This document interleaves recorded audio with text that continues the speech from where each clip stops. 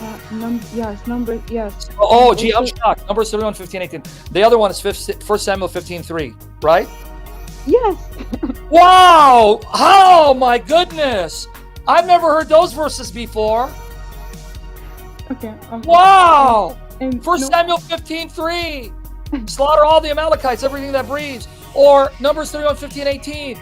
Slaughter the women and the boys, but spare the virgins. Gee, I've never heard that. Yeah.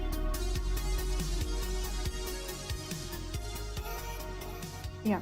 So I've been watching a lot of lives and like where Muslims like a- and Christians are debating, and they Yes. keep bringing up verses from the Old Testament, Mm. and some of them are kind of similar to Islam, Oh, and what? I said, interesting. So they're similar to Islam. Okay. Yeah, and some of them, which I'm gonna ask you about, Islam seems more moral than those verses. If it sounds more moral than those verses, then Muhammad is in hell because he confirmed the Old Testament. I know what you're going to talk about. Numbers 31, 15 to 18. Is that one of them?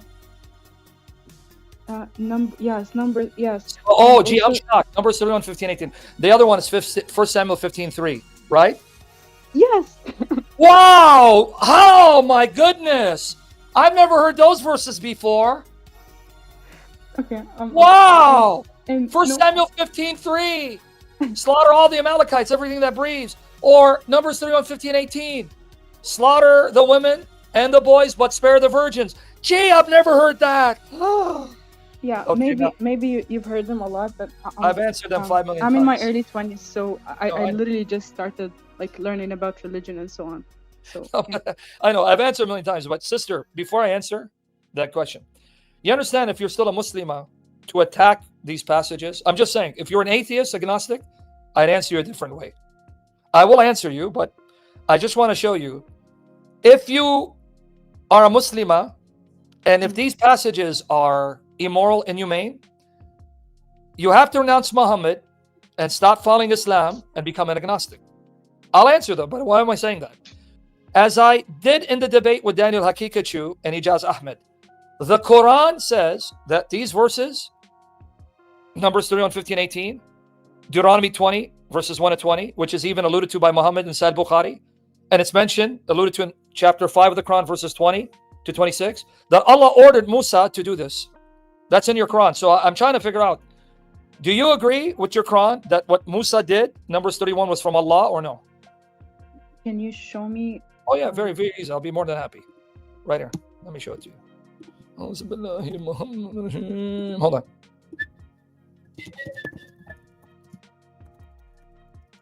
Okay. Here you go. Right here. I'll show I it to do you. speak Arabic and I do read the Quran in That's Arabic. oh, alhamdulillah, I'm proud of you. Okay. Here it is. Surah Al-Ma'idah, chapter 5, verse 20, 26. Okay, ready? 4 minutes. Ready? Can you see it on the screen? You want to read it or you want me to read it in English? You can read it. Okay. Surah Al-Ma'idah, chapter 5, 20 to 26. O my people, remember Allah's favor unto you, how he placed among you prophets, and he made you kings, and gave you that which he gave not to any of his creatures. O my people, go into the Holy Land, which Allah hath ordained for you. Turn not in flight, for surely ye turn back as losers. They said, O Moses, lo, a giant people dwell therein. That's the Canaanites, the Amorites. We go not in till they go forth from thence. When they go forth from thence, then we will enter. Not till then. Let them leave, we'll enter. Then out spake two of those who feared their Lord, men unto whom Allah had been gracious. Now, if you don't know the Old Testament, you don't know what this is talking about. This is Numbers chapter 13 and 14. And the two men are Caleb and Joshua. Enter into upon them by the gate, for if ye enter by it, lo, ye will be victorious. So put your trust in Allah if you are indeed believers. They said, O Moses, we will never enter the land while they're in it. So go thou, you go, and thy Lord, you go fight them. We will sit here. He said, my Lord, I have control of none but myself and my brother. So distinguish between us and the wrongdoing folk. Their Lord said, for this the land will surely be forbidden them for 40 years, that they'll wander in the earth bewildered. So grieve not over the wrongdoing folk. This is referring to Numbers chapter 13 and 14, where the 12 spies went to Canaan and saw giants. They came back and told the Israelites, Bani Israel, there are giants there. They got afraid, said, we're not going to fight. We're not going to enter and wipe them out. Joshua and Caleb said, don't be afraid, go. They said, no. I goes, all right, then you're going to now stay in the desert for 40 years. So my first question to you is, the Quran says Allah ordered Moses to enter Canaan and wipe out everything that breathes. Was Allah right? I still don't see the specific part where Allah said. Specific, I'm going to send you God logic. It's telling you that Allah told Moses, enter the land. What land? Canaan. To do what with it? Play patty cake? It's quoting the Old Testament. And it's saying what God told Moses to do is from Allah, your God. But in the Quran, it doesn't say you should analyze. Stop arguing from silence. The Quran never corrects the command given in the Old Testament. It accepts it as it is. Stop playing games with the text, because now you're twisting the words with your tongue. No. I know that. I know that you're 100% right. So if the Quran isn't speaking something entirely against the previous scripture, then we do take it. Anything about prohibiting anyone from being killed. You're adding to it because you don't like it, but I don't really care what you like. I'm telling you the Quran confirms the Old Testament, whether you like it or not. It's right here. Now, since you're Sunni, yes, 100%. Okay, now this is going to be even worse for you, Sahih Bukhari. Because now Sahih Bukhari is going to quote Deuteronomy 21-10 and Joshua 7-10, where God ordered Joshua, Yusha, to enter and slaughter all the Canaanites. And it says it's from your God, Allah. Sahih Bukhari, volume 4, number 353. So now tell me, well, I don't see it here either. Then I know you're wasting my time. Here. Narrated Abu Huraira, the Prophet said, a prophet amongst you. Now, what's interesting about your Quran and the Hadith, your Prophet don't even know the names of these people. For example, here, if you didn't know the Old Testament, if you don't know the Bible, you don't know who the two were, the two men that feared Allah. Then out spake two of those who feared the Lord. So if I ask you, who are those two men that said, no, Allah will be with us to fight the giants? Do you know who they are? Yeah, you just mentioned their But in names. the Quran, do you know who they are? No. So your Quran needs my Bible, and yet you're attacking my Bible, which explains your Quran. I'm not attacking. I'm just asking questions. I know. I'm saying you generally. Take it stuck for Allah. I'm saying generally. Don't take it personally, sister. Generally. And then here, it tells you a prophet amongst the prophets. It doesn't even tell you what prophet. It was Joshua, Yusha. Okay, now watch. Narrated Abu Hurairah, the prophet said, a prophet amongst the prophets carried out a holy military expedition. So he said to his followers, anyone who has married a woman, wants to consummate the marriage, and has not done so yet, should not accompany me. This is Deuteronomy 20, verses 1-20, by the way, and I'll show it to you. Here your Quran, your Hadith, I should say, Sahih, is quoting Deuteronomy 20. The command of God that when they enter Canaan, wipe it out, or when nations fight them, you can then attack them. Anyone who has married a woman and wants to consummate the marriage, and has not done so yet, should not accompany me. Nor should a man who has built a house, but has not completed its roof. Nor a man who has sheep or she-camels, and is waiting for the birth of their young ones. So the prophet carried out the expedition. When he reached that town at the time, or nearly at the time of the Asr prayer, he said to the son, O son, you are under Allah's order, and I'm under Allah's order. Allah, stop it, the sun from setting. This is Joshua chapter 10. The book of Joshua, which chronicles Joshua entering Canaan to wipe out everything that breathes. So I'm going to show it to you. It was stopped till Allah made him victorious. Then he collected the booty, and the fire came to burn it. But it did not burn it. He said to his men, some of you have stolen something from the booty. So one man from every tribe should give me a pledge of allegiance by shaking hands with me. Now this is referring to Joshua 7. They did so, and the hand of a man got stuck over the hand of their prophet. Then that prophet said to the man, the theft has been committed by your people. So all the persons of your tribe should give me the pledge of allegiance by shaking hands with me. The hands of 2 or 3 men got stuck over the hand of their prophet. Again, doesn't tell you who it is. It's Joshua. And he said, you have committed the theft. Then they brought a head of gold like the head of a cow and put it there. The fire came and consumed the booty. The prophet added, then Allah saw our weakness and disability, so he made booty legal for us. Okay. He just quoted your prophet, Deuteronomy 20, verses 1-9, and Joshua entering Canaan to wipe out the Canaanites, Joshua 7 and 10. And your prophet said, these were ordered by Allah, Jihad fi sabilillah. And let me show you the story about the son, so you don't think I'm making it up. He said to the son, oh son, you're under Allah's order, and I'm under Allah's order. Oh Allah, stop it from setting. It was stopped till Allah made him victorious. Now let's see what he's quoting. All right. So if you have a problem with these Old Testament wars, your prophet didn't. So why are you a Muslima? Well, let me show you. Okay, the sun, huh? The day the Lord, Joshua 10, delivered the Amorites over to the Israelites, Joshua prayed to the Lord before Israel, O sun, stand still over Gibeon, O moon, over the valley of Jalon.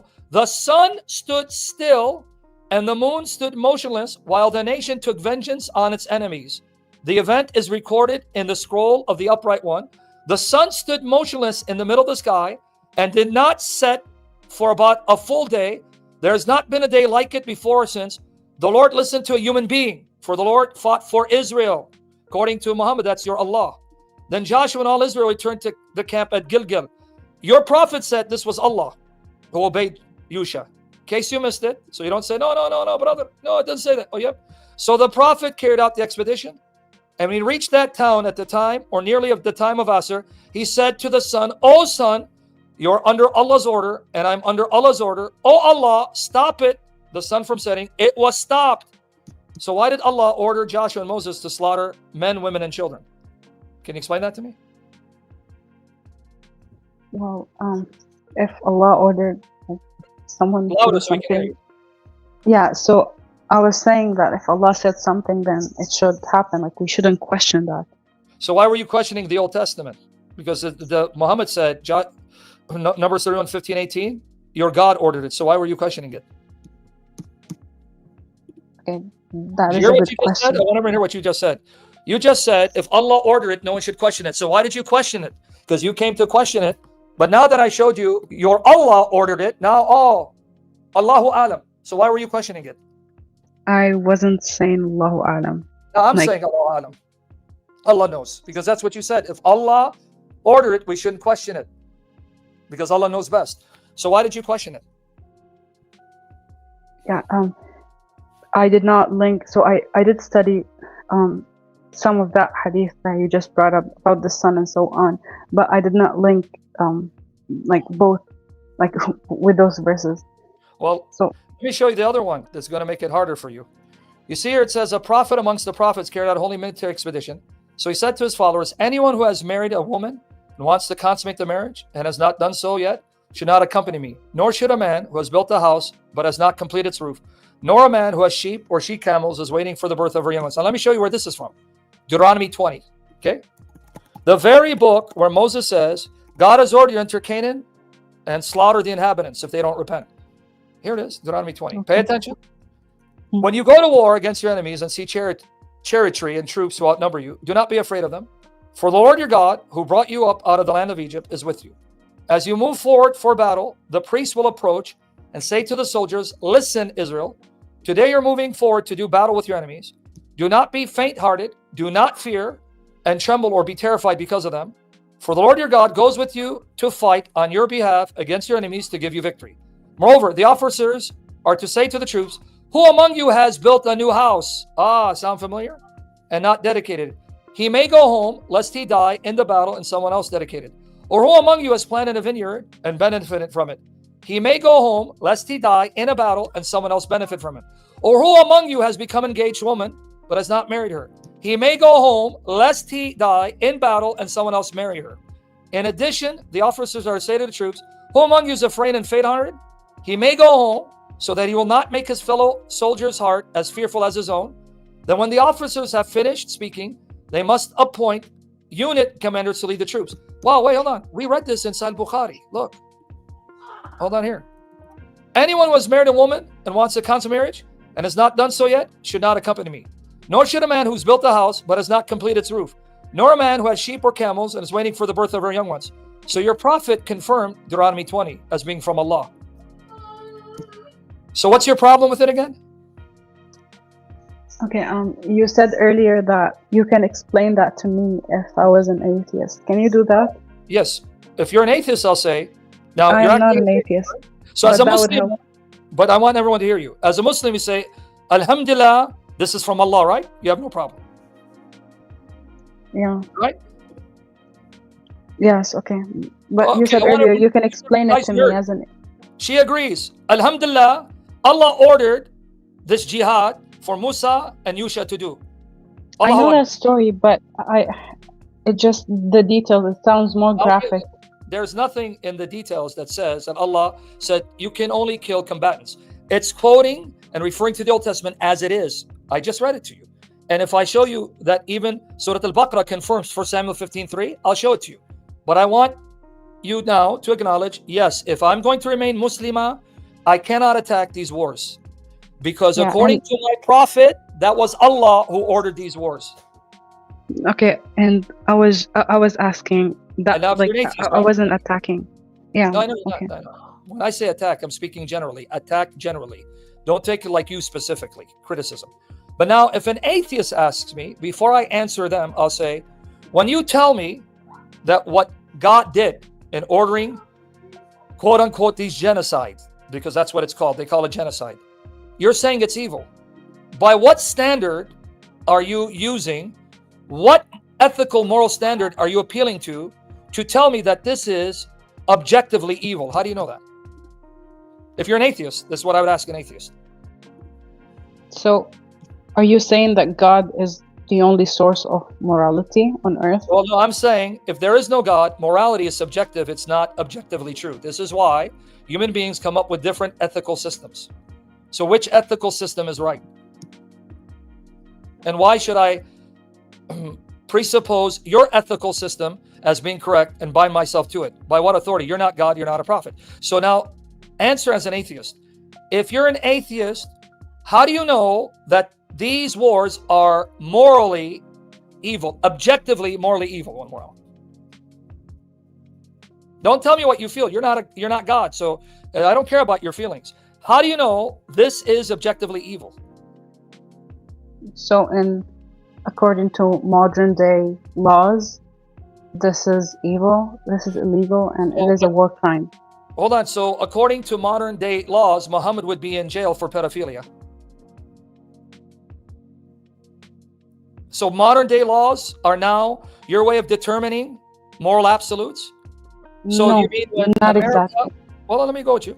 When America gives $26 billion to Netanyahu to throw bombs indiscriminately and wipe out Gaza because of Hamas, do you say that's evil? America says no, that's the right for Israel to exist.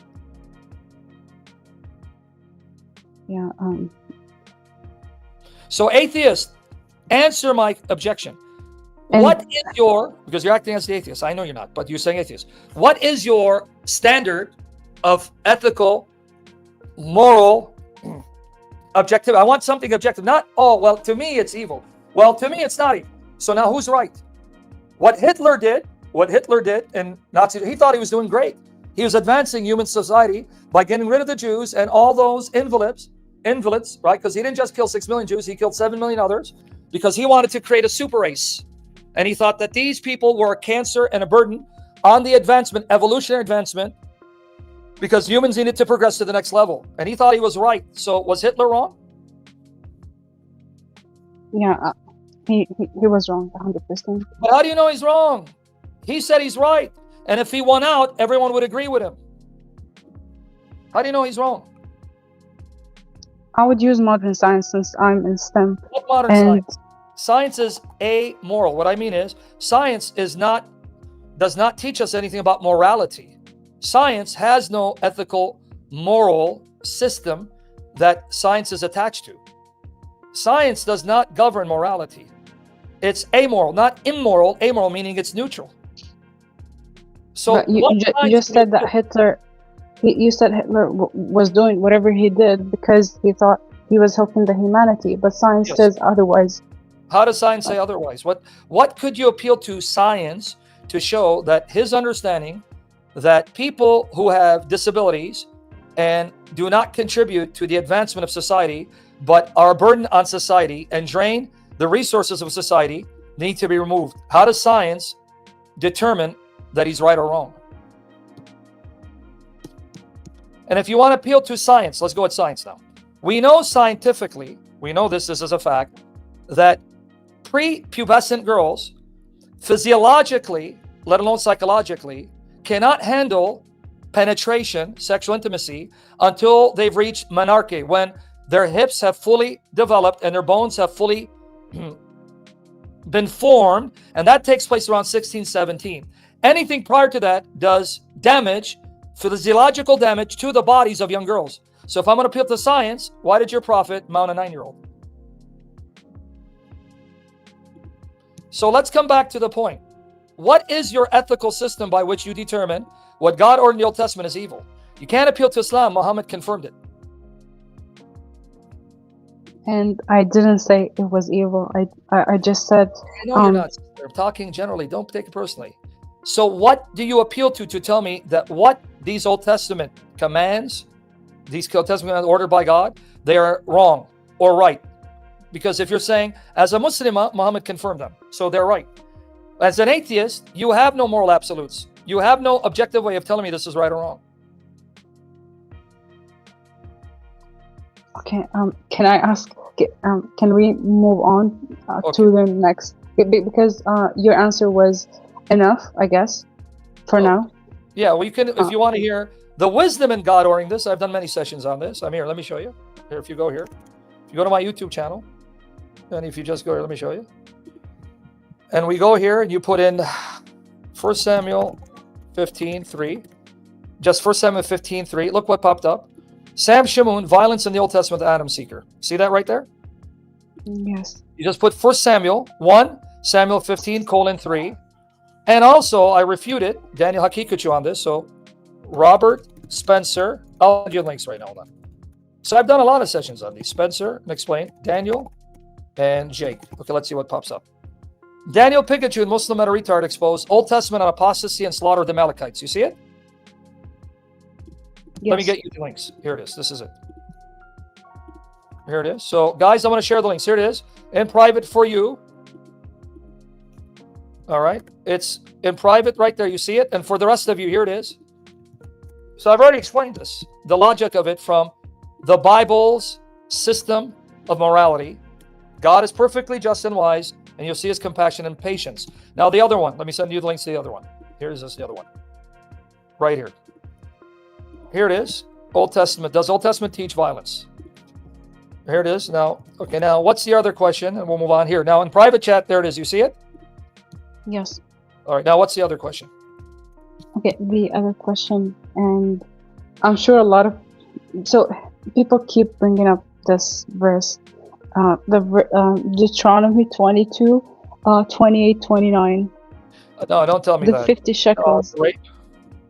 Yes, and So a lot of people, like, Yeah. I don't like on TikTok every single day, a lot of people bring that verse up.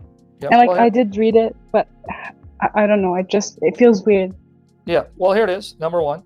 Now, I'm going to answer it, but then I'm going to tell you, you know what religion sanctions rape? We can say, guys, we can say rape on YouTube, I think. Here, now, I already wrote an article on this too. You see, all these have been covered. No, the text has nothing to do with rape. That's a lie. Because if you read Deuteronomy 22, 28, 29 in its context and the parallel, Exodus 22, 16 to 17, here, I just sent you the article and for the rest of you. All right. But now, if this is kind of weird and troublesome, you're going to have to leave Islam if you're honest. And that's between you and God. Okay. If you actually look at the words used, I know the NIV says rape. Very bad translation. And you look, I give you the words, tafaz, what they mean, shakab, what they mean and do not mean. And I show you it does not mean rape. It means seducing a woman. Now, you can seduce a woman in one of two ways. You can force a woman, that would be rape, or you can keep sweet talking and seducing a woman until she finally gives in, because I can't use you as an example, you're Muslima. In the West, sadly, you have men who will keep pursuing women and will entice them. The word can mean entice. Entice them and try to manipulate them emotionally to give in to their advances, so they sleep with them. When they sleep with them, they're done with them. How do I know? Because of the words used, and I show it to you there, and the parallel, because this command was first given in Exodus 22. Deuteronomy simply comes and clarifies what was said earlier. Here it is, Exodus 22, 16 to 17. If a man entices a virgin who's not betrothed and lies with her, see, and what is the word entice? To persuade. It's not talking about rape.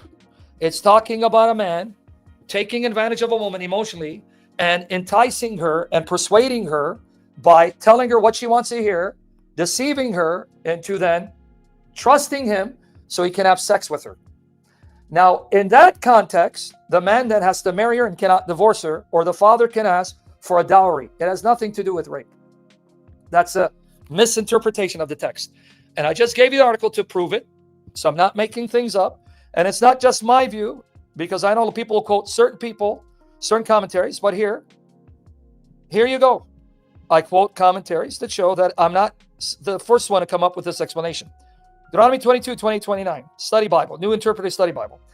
Preceding legislation dealt with case rape involving women already married or engaged. The ruling outlined here is addressed in case seduction in which it is assumed that the woman was or may have been consenting. It has nothing to do with rape. Okay.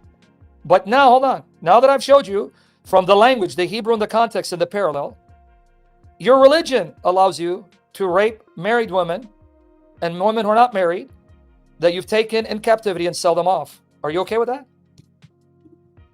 I do know what you might be talking about.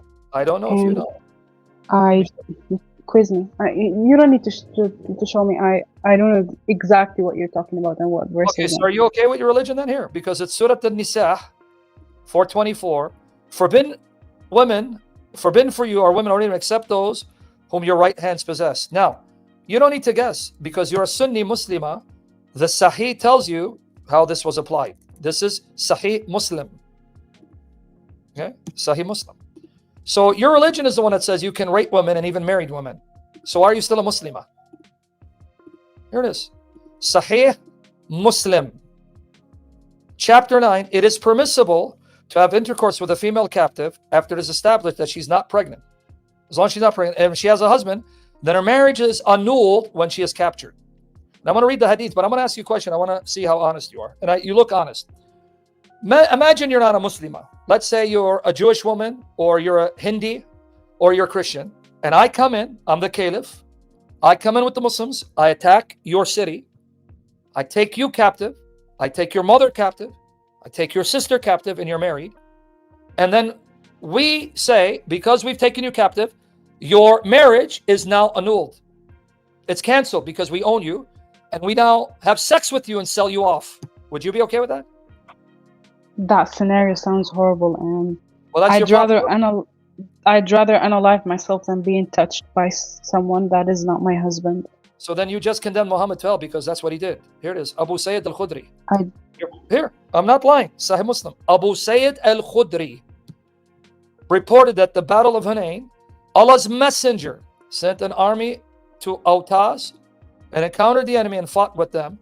Having overcome them and taken them captives, the companions of Allah's messenger seemed to refrain. And you say you read Arabic, right? You're going to read the Arabic for me? Yes. Okay, the Arabic is right here. Right here. Seemed to refrain from having intercourse with captive women because their husbands being polytheists. So they didn't want to have sex because their pagan husbands were still alive. Allah said, no, don't worry about it. He sent down Surah An-Nisa 24. And women already married except those whom your right hands possess, i.e. they were lawful for them. Meaning, no, they're lawful for you. Just make sure they're not pregnant. They're iddah. You just condemned Muhammad. You said you'd rather die than have someone do it. But that's what your prophet did to other people's wives. Why are you a Muslima?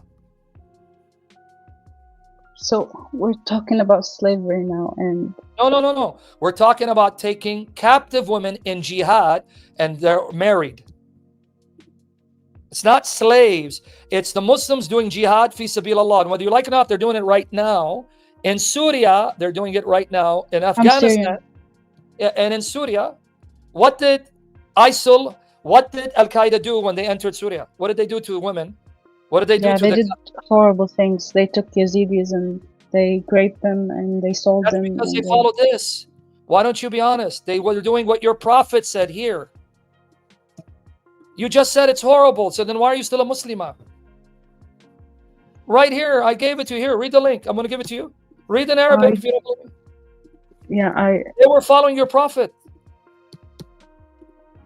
So why are you still honest? Be honest with me. Why are you read it black and white? This is sunnah.com. This is not christian.com. I didn't quote Christian source. Sahih Muslim. There's the Arabic.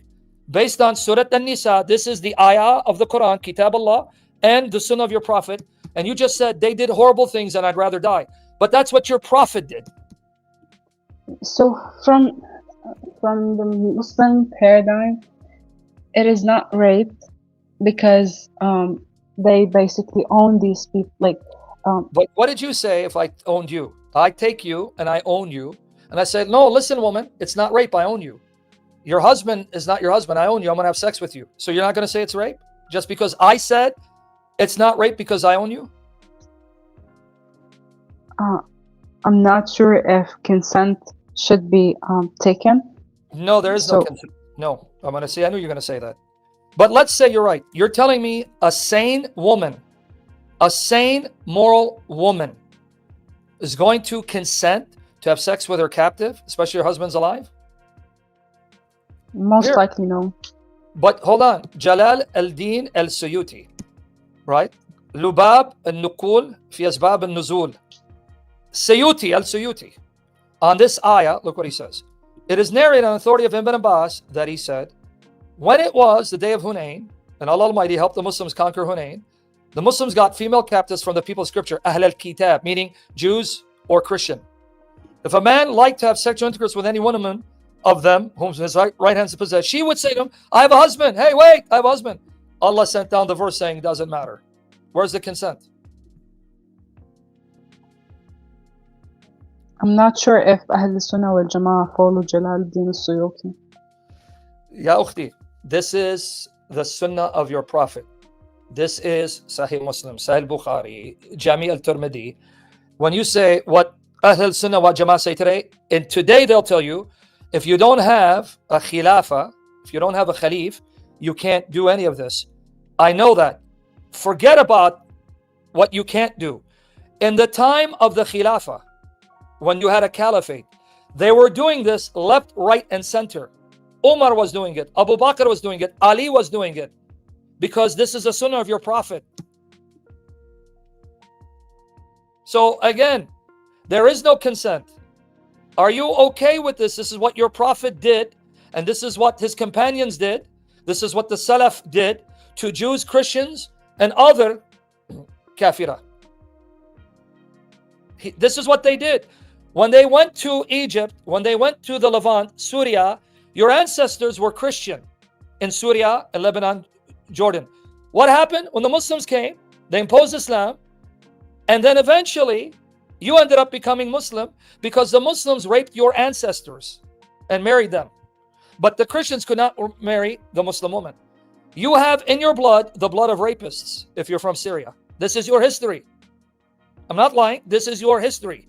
You can't deny it, because when Umar entered the Levant and he attacked Syria and he attacked Urdun and he attacked Lebanon and Jerusalem, these were Christian strongholds. Majority Christian. They were in the possession of Christians. Where are they? You have in your blood women who were raped by the Muslim men. So again, are you okay with this? I live in 2024, and this sounds super strange and weird to talk about. But sister, it was even weird for Moses. Do you know why? Let me show you the difference between Moses' God and your prophet. 2,200 years before your prophet. You know what God told Moses? Here it is. Deuteronomy 21:10-14. So if you ask me, well, Sam, how do you know this is evil? What's your standard? The God of the Bible. The God that Muhammad said sent him. Look what God says when the Israelites go to war and they find a captive woman. Look at the difference. This was given 2,200 years before your prophet's sunnah. Deuteronomy 21:10-14. When you go out to do battle with your enemies, and the Lord your God allows you to prevail, and you take prisoners, now watch. If you should see among them an attractive woman, whom you wish to take as a wife, notice, you can't just have sex with her. You have to make her your wife. You may bring her back to your house. She must shave her head, trim her nails, discard the clothing she was wearing when captured, stay in her house, lamenting, crying for her father and mother full month, meaning you give her a full month to mourn the death of her parents, and you don't touch her. Whole month. After that, you may sleep with her and become her husband, and she your wife. There is no raping. You marry her, and you give her the status of a wife, make her equal to Israelite women. If so she basically becomes his wife, and according to the Jewish tradition, she can leave whenever she wants? Yeah, right here, verse 14. If you're not pleased with her, then you must let her go where she pleases. You cannot in any case sell her. You must not take advantage of her. She's already humiliated her, meaning that you attacked her people because there's a war. Then, now that you end up divorcing her, she's free to go where she wants. You can't sell her. Right there. This is 2,200 years before your prophet. How come your prophet didn't follow this? So, okay, I need to ask like three questions, like three short questions, like yes or no questions about this passage. If in case of taking a slave during war, you can't cannot take a slave woman for sex. That's the point. So you have a slave, and then if you wanted to have sex with her, you have to marry her, and Right you cannot sell her. Like right here, you cannot. sister. I'm not trying to cut you up. It's here. If you find among the prisoners an attractive woman, you make her your wife. It's right here. You don't need to ask me. It's here, and you can't have sex with her right away. You then have her shave her head, sign up mourning, trim her nails, change her clothes, fresh clothes, and you wait a full month. Then you make her your wife and you're her husband. It's right here. Why? I don't need to ask me. It's here. Then if you're not pleased with her, like men and women don't last, there's divorce. She is to go where she wants. You let her go. You cannot sell her. You cannot take advantage of her. So you don't need to ask me. It's right here. Here, let me enlarge the screen. Okay. See it? Okay, and last question, since we're talking about slavery, I think you know what verse I'm gonna bring up. Well, I don't know if you want to talk about slavery because it's going to hurt the Quran. But go ahead. No, not exactly. We'll So Exodus. Okay, we'll see. yeah, Exodus is going to back for. I know it's going to back for sister. Stuck for Allah. It's not going to help your case. Exodus. Actually, no. 2021. Exodus, which one? 20 and 21. Chapter 20. No, 21, and then verse 20 and 21.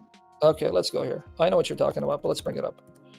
Because you actually misquote this as well. I know what you're doing. I know this, but because I did a session. If a man strikes, I know, right here, sister. But I'm going to turn it against you. Chapter 2 of the Quran, 178. Because this is what happens when you don't read in context, sister. You stopped at 21. Let me give it all for you, okay? You ready? Okay. I know what you're talking about. But sister, believe me, I'm not as stupid as I look. No, you don't look stupid. So listen, I just basically made a list of the verses that everyone keeps bringing up on TikTok, and then, yeah. Okay, watch here, in front of your eyes. Let's read the context. They stop at 21, right? Okay. If a man strikes his male servant or his female servant with a staff, so that he or she dies as a result of the blow, he will surely be punished. Now notice, it's not saying you can strike them. There's nothing in the Old Testament so you can strike your slave. It's saying if someone does it, because in real life, there are people lose their testimony and then they react in sin. However, okay, now he's to be punished, right? However, if the injured servant survives 1 or 2 days, the owner will not be punished for he has suffered the loss. Okay, but let's finish it. Wait, sure. Let me finish it. I'm going to prove to you this applies to the slave. If men fight and hit a pregnant woman, and her child is born prematurely, but there is no serious injury, the one who hit her will surely be punished in accordance with what the woman's husband demands of him, and he'll pay what the court decides.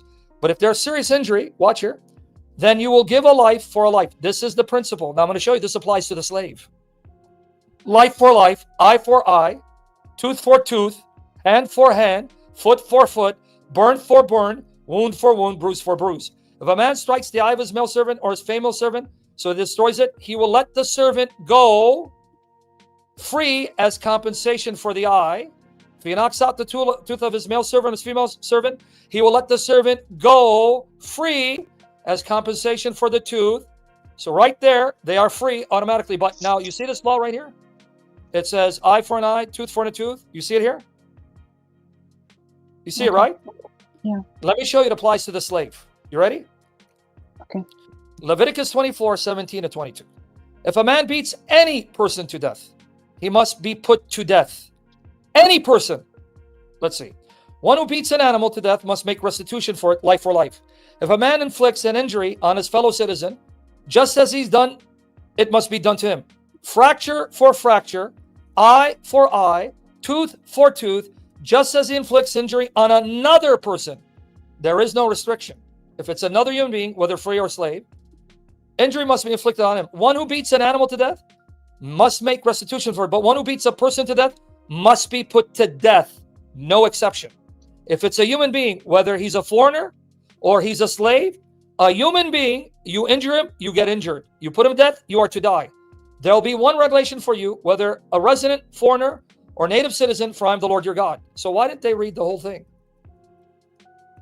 This applies to any human person, whether free or slave, or even if a non-Israelite lives in Israel, he's not a Jew. If you harm him, you will suffer the same harm. Same law. And that's why here, in the context of how you treat slaves, right before and after, you're told, life for life, eye for eye, tooth for tooth. So, not only if I injure a free man, if I injure a slave, I will suffer that injury, and then he is to be let go. Now, let me show you your Quran. Because now, let's see. Look at the problem I have with the Quran. Let me show you now. You ready? Because we mentioned this, right? Yeah. I have my Quran, which verse? Okay, but no, look at your Quran, what it says. You see the difference, right? I just showed you. Any human person, whether free or slave, if you inflict injury, you suffer the same injury. In the case of a slave, he's also to go free. But watch your Quran, 2178. Look at the law of your Quran. You ready? You Yes. see it on the screen, right? Yeah, but So I have to see it in Arabic because I understand it.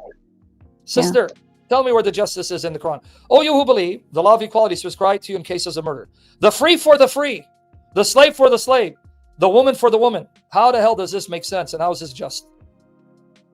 In murder, if I murder a slave and I'm free, then I don't get killed because you only put a slave to death for the murder of a slave. And you only put a woman to death for the murder of a woman. You do not kill a free man if he killed a slave. And you don't kill a free man if he killed a woman. It says, free for free, slave for slave, woman for woman. You're telling me this is just? It's your Quran that you should have a problem with, not my Bible, which your prophet believed. So I'm a free man, you're a woman. According to this ayah, be honest with me. If I kill you, a woman, can you put me to death? No, but this is not the only ayah that is talking about. Okay, this is not the only ayah that is talking about qasas. Oh, so then you're talking about your Quran contradicts itself. Good job. I did not say that. Okay, hold on. If you're telling me there's another ayah that says something differently, then how can another ayah contradict? The free is to be put to death for the murder of the free. The woman is to be put to death for the murder of the woman. And the slave put to death for the murder of a slave. And another ayah tells me differently. That's a contradiction. That's why you came up with nasikh wa mansukh, abrogating and abrogated. So if I go with this ayah before those other ayat were revealed, I am free and I murder you. According to this ayah, you're a woman. Can I be put to death? Yes. No. Free for free. Woman for woman. Slave for slave. I'm a man. I murder a woman. It didn't say man for woman. Like. Yeah, you got to deal with this. So what did your scholars do? The ulama? Oh, nasikh wa mansukh. This ayah was abrogated. So wait, Allah didn't get it right the first time? Because this verse, if you read it, oh, I'm a man, I killed a woman. Sorry, you can't kill me. You may kill one of my women, but you can't kill me. Oh, I'm a free man, I killed a slave. Sorry, you can't kill me because I'm not a slave. You may kill my slave, but you can't kill me. Oops, and then an ayah comes and says, no, we cancel this. So what you're saying is, your God, Allah, changed his mind, or he realized, this ayah, not as clear, let me now abrogate it. Nasikh wa mansukh. So if I had this ayah and I go with this ayah, where's the justice of this? So you are a woman and you kill a slave. According to this ayah, can you be put to death?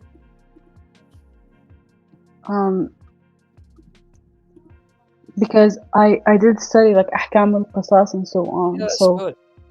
Ahkam, where you had to go to scholars to help explain the contradiction in the Quran, because if you just went with the ayah, it makes no sense. I know this. I know your Sharia, your Ahkam, and how Surah Al-Ma'idah 545 abrogates 2178 or Surah Al-Nahl 16:120. I know this, sister.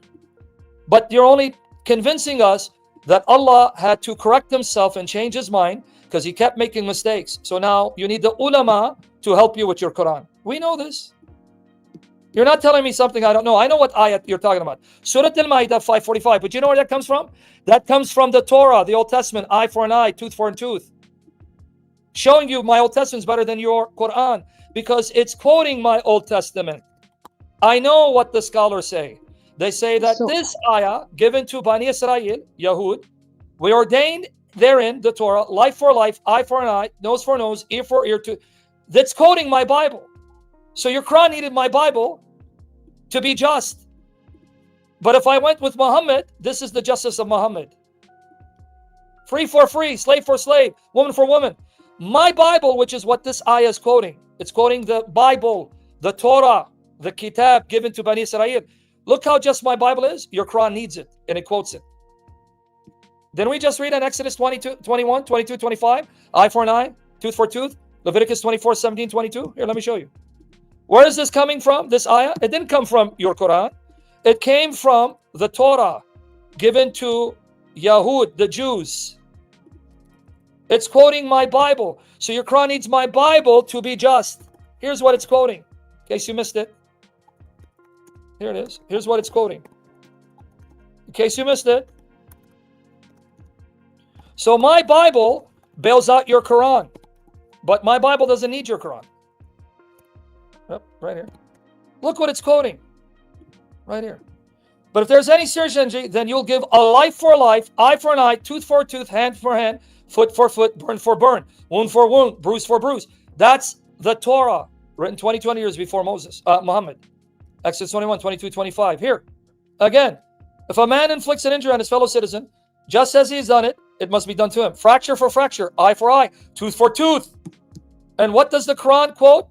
It quotes life for life, eye for eye, nose for nose, but it's quoting it in the context of the Yahud, the Jews, coming to Muhammad for judgment. He goes, no, go to your book.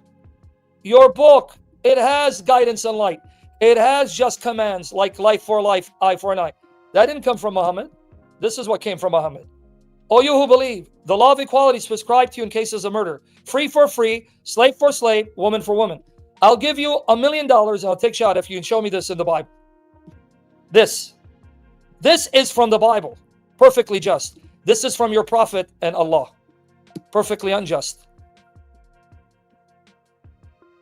So I'm asking you, if I was living at this time when this ayah was given by your prophet, because Surah Al-Ma'idah came later, and you murdered a slave, you're a woman, according to this ayah, can you be put to death? So I think the scholars, I'm pretty sure the scholars say yes, like يقتل الحر بالعبد والعبد بالحر. Sister, you didn't hear. I know your scholars bail out the Quran and help Allah and His Messenger. I know the scholars. I just told you, I know what the scholars are going to appeal to. Surah Al-Ma'idah 545, Surah Al-Nahl 16 verse 126. But that's not what I asked you. If I was living at the time this ayah came down before the other ayahs, and you, a woman, killed a slave, according to this command, can you be put to death?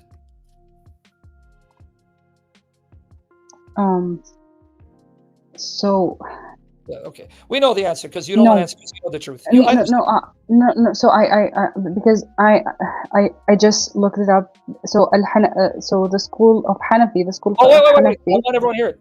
Did you go see who she went to? Abu Hanifa. Now is Abu Hanifa Muhammad? Well, I'm just asking. Is he Muhammad? No, he's not Muhammad. Was he there when this ayah came down before Surah Al-Ma'idah? No. 100% he wasn't there. Well, what you're telling me, which you didn't listen, that's why I'm saying, listen to me. I know you're going to go to Shafi, or you're going to go to Malik, right? Or you're going to go to Ahmad ibn Hanbal or Abu Hanifa. I know they come later. And they have to then take all of the Quran and make sense out of this mess. I know. That's not what I asked you.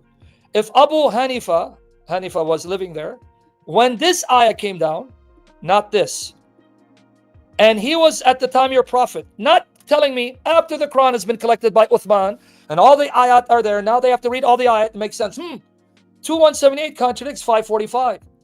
and contradict 16:126. Oh, that means this came earlier and it was mansukh, it was abrogated. I know what your scholars say. Let me repeat my question one more time.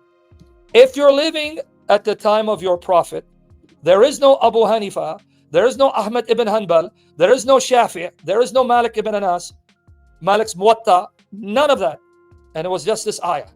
And you didn't have Surah Al-Ma'idah yet. That came later. You didn't have that yet. And you, a woman, killed a slave. According to this, can you be put to death? Well, likely no. Say it again. Likely no. Good. Now, if a slave put you to death, a woman, could he be put to death? According to the ayah, or like I have to think about it. Here, ayah, here, this one. Slave for slave. I think so if the slave puts you to death, a woman, can he be put to death according to the ayah? No. If a free man, me, put you, a woman, to death, can I be put to death?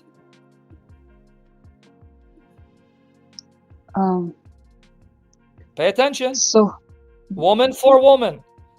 I know I may look like a woman, but I'm a man. And if I murder you, according to this ayah, can I be put to death?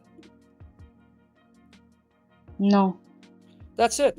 So then, guess what happens? Guess what your Quran did? It went to my Bible to give you true justice. Notice now what ayah came. Life for life, eye for eye, nose for nose, ear for ear, tooth for tooth, and wounds equal for equal. Now, where did this come from originally? Yeah, from the verse you just showed me earlier. Yeah. Why is it that Moses' law, 2,200 years before Muhammad, is more just and fair than Muhammad's Sharia? And your prophet needs my Bible to be just. But again, so for example, the stoning, like us Muslims, we do know that, like we do take the previous laws. Yeah, okay, but I'm not asking the stoning part. When you have a theocracy and God is appearing to Israel in prophets and miracles to show, as harsh as those commands are, there's a basis for it because God left them no excuse to deny his existence. That's another. What I'm saying is, here, this was the original law of retaliation, lax talionis, for murder, which is very unjust. So why didn't Muhammad straight away go with this? Why does he come up with this that is unfair and unjust, and then later appeals to the kitab of the Jews and Christians, life for life, eye for an eye, showing how justice is, and Muhammad saw how justice is. So he appeals to this later on, which is superior to what he gave earlier. So how is it that the Old Testament, New Testament are way better than the Quran if the Quran is supposed to be better and superior? So what I want to leave you with, you can tag me on Skype if you have more questions. Number one, the very problems Muslims have with the Old Testament, it's in Islam. It is Islam that says you can take married women captive, rape them, and sell them, not the Bible. It is Islam that says here that if a slave is put to death by a woman or a man, you can't kill the woman or a man. So then what did Islam need? It needed my Bible to say, no, no, no, no. It doesn't matter, life for life. So if I kill a slave, that's still a life, I'm to be put to death. But that came from the Bible, which we just read. So the problems you have is in Islam, not in my Bible. The problem you have is in Islam, not in my Bible. The Bible does not allow rape. And these so-called wars that Muslims have a problem with, your prophet said these wars were ordered by Allah. In fact, I want to leave you with this. One more, I'm going to give you an article. When they tell, how could God order the killing of women and children? Well, I answer that. Go watch the session. But my sister, you know this very well. Your Quran says when Allah flooded the people of Nuh, or when he destroyed Sodom and Gomorrah, did he leave anyone to survive? He left only the believers. What believer? Yeah, that was only Noah, right? He entered the ark. Everyone else? What happened to everyone else? Yeah, like they were unalive. So hold on. When Allah flooded the people of Nuh, were there children? I am pretty sure that the people who were flooded were the children, right? believers. No, just No, the not disbelievers. were there babies, infants? Likely and logically, yes. Were there animals? 100% yes. So how come when the Quran talks about Allah destroying everything, even infants and animals, Muslims have no problem? Not saying you Muslims, but when we read the Bible and God orders, let's say, people to be wiped out, oh, astaghfirullah, this is evil. What about Sodom and Gomorrah? The Quran says Allah destroyed the people of Lutti, right? Because of their sin, right? Yeah. And when he destroyed the place, the only ones that survived was Lut and his children, and even his wife died, right? Yeah. In Sodom and Gomorrah, were there infants, babies?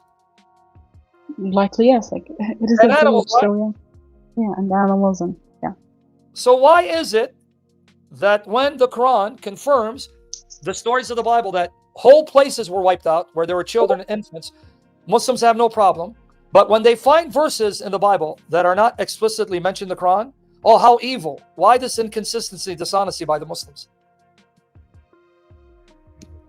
I think it is because the Bible is more detailed and like kind of more graphic. Okay, that's fine. But even without the Quran being as graphic, no one denies, if they're a Muslim, that the Quran says Allah drowned the people of Nuh. Only him, his wife and sons survived, and even one of his sons drowned. Everyone else there drowned. But there were infants and animals. Allah drowned them all. And Muslims have no problem with that. Secondly, the Quran confirms Allah destroyed Sodom and Gomorrah. Confirms it. The people of Lut, right? Last time I checked, there were infants and animals in Sodom and Gomorrah. Allah wipes them all out and no Muslim complains. So why do they complain about the Old Testament when the Old Testament mentions, oh yeah, there were children and animals there too. And then notice Sahih Bukhari, volume 9, book 88, number 224. I'm going to show you in sunnah.com. Narrated Ibn Amr, Allah's apostle, that if Allah sends punishment upon a nation, then it befalls upon the whole population indiscriminately. He punished them entirely, every one. That means he's also destroying the infants, children, and animals. How come the Muslims don't have a problem with the Sunnah of Muhammad? Now let's see if it's here. Sunnah.com, so you don't think I'm making up. Here you go. This is Sahih Bukhari. Now you read Arabic, right? I do. The English may be bad. You may not like the English. Can you tell me the Arabic of Sahih Bukhari from your prophet? Does it say he wipes out the whole entire nation? Yeah. Say it again? It does. So then, can you tell the Muslims, can you stop attacking the Bible for these arguments? Because the Christians know your arguments and they're bearing us. Please, for the love of Allah, can you stop? It doesn't work with Christians anymore that know the Quran, Sunnah, and know their Bible. Can you tell them that for me? Say, Sam Shamoun gave me a message for you Muslims. Please do not challenge Sam Shamoun on the Old Testament wars and violence, because he knows your Quran and Sunnah, and he knows the concept Bible. You're going to embarrass the Ummah. Leave it alone. Don't mention it anymore. Now you have my Skype. If you have more questions, let me know it's you. I'll come up. We'll answer your questions directly, okay? Okay, thank you. Thank you for answering my questions. My pleasure. We'll keep praying for you, but now you know the truth. It'll be a matter of time. If your heart is open, you're going to come to Jesus Christ and see how beautiful it is. But we'll talk about it next time. May God guide us all. Thank you for answering my questions. Hallelujah. And he will guide you. And I'm going to tell you where he's going to guide you. Before you go, here's what I'm going to leave you with, these two. And I did read the entire Gospel of Matthew, so. You've read it? Yeah. Okay, good. Because I want to leave you with these two things. Just it before you go. I want you, after I read this to you, go in the Quran, find me something similar to this. Just you, between you and God. Here's Jesus speaking. Let me show you what Jesus says. And I want you to go in the Quran and say, man, can I find something like this? Such promise and hope? Here, Matthew 11, 27, 30. All things have been handed over to me by my Father. Well, according to the Quran, Allah is not the Father of Jesus. That's another story. No one knows the Son except the Father, and no one knows the Father except the Son, and anyone to whom the Son decides to reveal him. Now look, this is Jesus speaking. Come to me, all you who are weary and burdened, and I will give you rest. Salam. That's why we say Salam al-Masih. Take my yoke on you and learn from me, because I am gentle humble in heart, and you'll find rest for your souls. For my yoke is easy to bear, and my load is not hard to carry. Please do me a favor. Next time when we meet, say, Sam, I found an ayah like this that sounds as beautiful like this. And then the final one. John 14, verses 1 to 6. John 14, verses 1 to 6. Do not let your hearts be distressed. You believe in God, believe also in me. Now, who's the God? There are many dwelling places in my Father's house. God is my Father. Otherwise, I would have told you, because I'm going away to make ready a place for you. Now, look at his promise. You who believe in me, I'm preparing a place for you in Jannah. I'm going to build you a home in Jannah. I'm going to do it. Okay? And if I go and make ready a place for you, I will come again and take you to be with me, so that where I am, you may be too. So he's promising, when death comes and you believe in me, I will be the one to bring you to your home in heaven, because at death, I will come and meet you and take you home. And you know the way where I'm going. Now watch. Thomas said, Lord, we don't know where you're going. How can we know the way? So if you're praying sincerely, here's your answer. When you pray, Allah guide you, Sirat al-Mustaqim. Jesus says, you don't need to look. It's me. Jesus replied, I am the way, al-Tariq, and the truth, al-Haq. And by the way, one of the 99 names of Allah is al-Haq. Al-Haq, nowhere in the Quran Hadith, the words al-Haq is given to anyone but Allah, not even to your prophet. Jesus says, An al-Haq, I am the truth and the life. I am the life. Al-Hayat. Nowhere in the Quran and Sunnah does any prophet say he's the life. Jesus says, I am the way, the truth, and life. No one comes to the Father except through me. So Jesus says, you want God to be your Father? You need to come to me and I'll take you home to your Father. But in Islam, Allah is not your Father. He's your master and you're his slave. In Jesus, God is your Father, and Jesus is the one who gives you life and takes you home, because he is the way. Now, do me a favor. Read the Quran and Sunnah. Please say, Sam, I found an ayah that's just as beautiful as this. So beautiful and refreshing and fills my heart with joy. Just like what Jesus said. Good luck finding it, because you're not going to find stuff like this in your Quran, because Allah is not your Father. He doesn't want you to be his daughter. But Jesus says, my Father wants to be your Father. He wants you to be his daughter, and I love you, and I will give you life, and I'll take you home, because I'm the one preparing a place for you. So contact me when you're ready to talk, all right? Thank you for answering my questions. And my pleasure. Jesus loves you. He's in love with you, and he's calling you. That's why you're here. May you hear his voice, and he save you from everything else. Okay. Take care. I'm gonna drop. Thank you. Bye-bye. Take care.